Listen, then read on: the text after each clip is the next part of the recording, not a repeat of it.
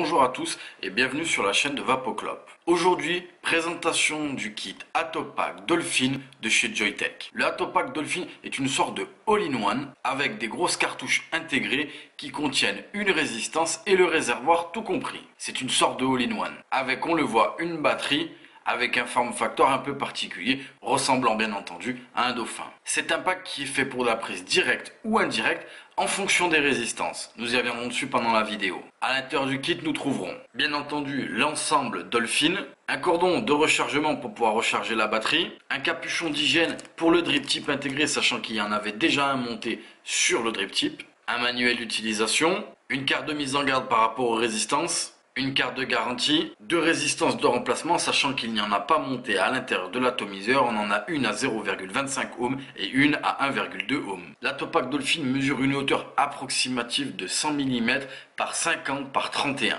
Un poids de 91 grammes. Et vous l'aurez compris, comme son prédécesseur le Penguin, il n'y a pas de réglage. La puissance va dépendre bien entendu de la résistance montée à l'intérieur. Elle a une batterie intégrée de 2100 mAh. Et une contenance de 6 ml, mais il existe bien entendu des cartouches de 2 ou 6 ml. Au niveau du sommet, on a ici le drip tip propriétaire de la cartouche. En descendant comme ceci, nous avons les arrivées d'air. Je vais bien entendu pouvoir ici saisir la cartouche et tirer dessus, ce qui me fait sortir le réservoir. Au niveau du réservoir, dessous, nous avons ici une sorte de petit capuchon en plastique dur que je vais venir ici, bien entendu, retirer. Et c'est là où je vais placer ma résistance. Sur le côté, ici, nous avons un petit capuchon aussi en plastique souple avec une goutte, on le voit. Je vais pouvoir ici le saisir et le décaler, ce qui va me laisser apparaître le trou de remplissage pour le réservoir. Du coup, on va venir un petit peu sur les résistances. Au niveau des résistances, elles ressemblent à s'y méprendre au Penguin avec bien entendu une toute petite amélioration. Comme d'habitude, on le voit, on a ici la résistance la plus basse, donc on le voit fait sur un axe assez gros pour pouvoir laisser passer l'air. Et ici, une résistance avec un ohmage plus haut, celle-ci à 1,2 ohm avec un axe plus petit, donc un passage d'air plus restreint. Mais il y a une petite amélioration, comme on le voit ici, j'ai un surplus en plastique mou. Je vais pouvoir ici le saisir et le sortir de cette résistance. Et tout simplement, ici, nous avons un réducteur d'air, c'est-à-dire que on le voit. Ici, nous avons une arrivée d'air, ma foi, qui est quand même assez grosse. Et on peut, en remettant ici ce petit capuchon au niveau du passage de l'air, venir le restreindre. Donc, je me retrouve ici avec une résistance très basse, qui normalement est faite pour de la prise directe. Mais je peux également l'utiliser en prise indirecte. Donc, on aura une vapeur qui va être assez chaude et puissante, mais en prise indirecte. Ça, c'est assez intelligent de la part de chez Joyetech. Nous allons garder la résistance avec le ohmage le plus bas, c'est-à-dire 0,25. Il existe bien évidemment, comme pour le Penguin, des résistances à 0,6, donc il y en a 3 normalement de compatibles.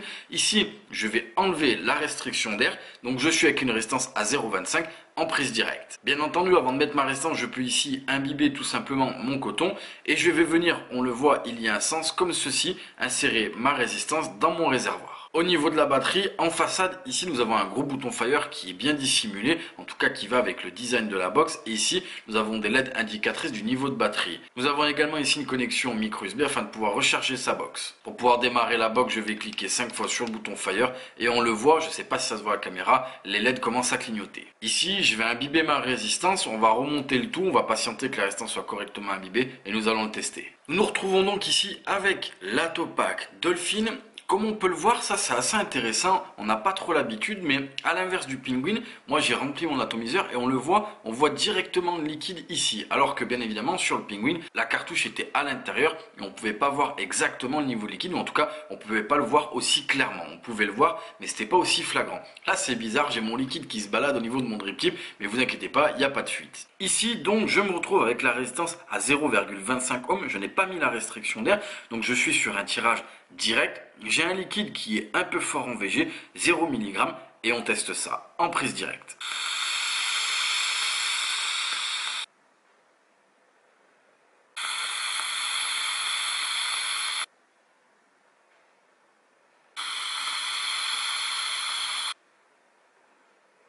Vous l'avez vu, ça fonctionne vraiment bien. L'arrivée d'air est bien pensée. On a une arrivée d'air qui est en prise directe, à peine restreinte. C'est pas quelque chose comme si on respirait à l'intérieur. C'est légèrement restreint, mais ça fonctionne vraiment bien. La restriction des saveurs est parfaite. Et en ce qui concerne le hit, également, c'est vraiment pas mal du tout. Là pour le coup, pour le test, j'ai pris un liquide qui est légèrement frais et malgré le fait que je sois avec une résistance plus basse, donc qui devrait être plus chaude, j'ai une très bonne restitution de ce côté légèrement frais. En ce qui concerne l'utilisation, comme je l'ai dit mais je le répète, on a également des résistances avec un ohmage plus haut et avec une arrivée d'air restreinte et qui fonctionne très bien en prise indirecte. Donc ce pack s'adresse en fait éventuellement aux débutants qui veulent commencer dans la cigarette électronique ou en tout cas les fumeurs qui veulent arrêter avec un form factor assez sympa, un fonctionnement très simple, on remplit son réservoir sur le côté, on pense, ça c'est très important, à légèrement imbiber sa résistance avant d'être utilisée, il faut bien l'amorcer puisque là pour le coup à 0,25 elle fonctionne un petit peu fort, donc il y aurait un risque qu'on grille sa résistance, mais ça comme je l'ai dit avec un bon amorçage ça fonctionne bien, donc les débutants peuvent commencer et bien évidemment pourront évoluer vers de la prise directe mais pas trop violente non plus, ça va pas être quelque chose d'extrêmement puissant,